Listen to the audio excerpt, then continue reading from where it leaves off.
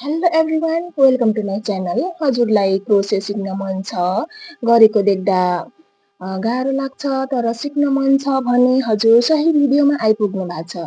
आज हामी एकदमै बिगिनरले क्रोसे कसरी गर्ने त कसरी सिक्ने भन्ने बारे सिक्छौँ। क्रोसे गर्न पहिला क्रोसे हुक जसलाई क्रुस भनिने गर्छ हामीले यो धागो पसलमा पाउन सक्छौँ।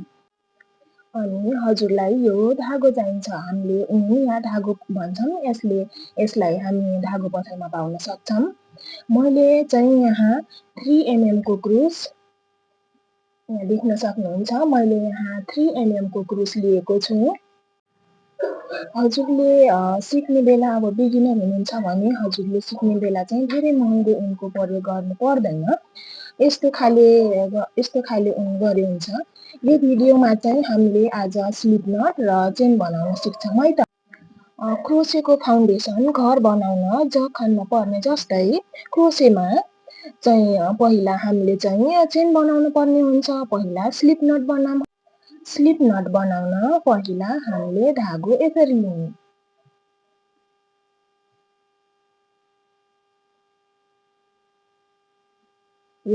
यसलाई स्लिप नट भनिन्छ। ल फेरि हामी स्लिप नट बनाऊँ। मसँगै बनाउनु होला है त।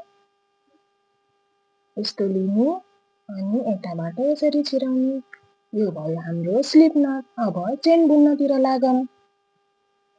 यस्तो गर्नु, यसलाई अलि सानो पार्नु, यसरी कुरुस हाल्नु भित्र अनि अब चेन बनाउनु।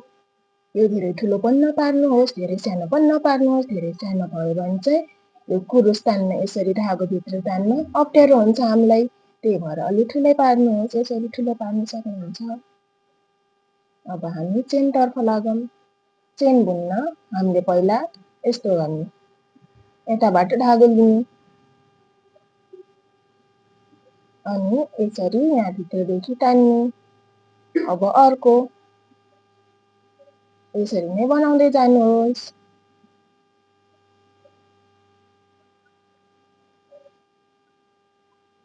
अलि ठुलो बनाए चाहिँ यो धेरै लुज देखिन्छ। त्यही भएर हामीले टाइट बनाउने, अलि टाइट बनाए अलि राम्रो देखिन्छ।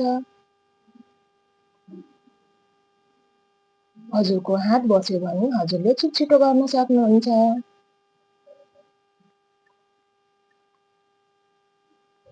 भयो है त।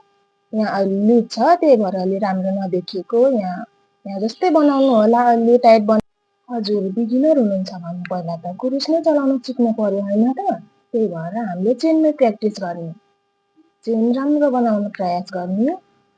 मैले बुने जस्तो बुन्नु होला हजुरले पनि।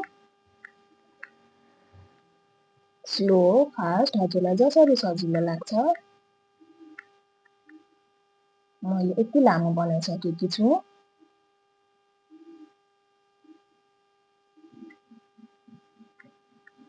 हजुरलाई नआएको ठाउँमा कमेन्ट गर्न सक्नुहुन्छ।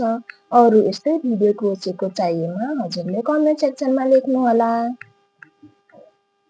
आजलाई यति बनाऊँ है त। अर्को भिडियोमा सिक्नेछौँ। Thank you for watching.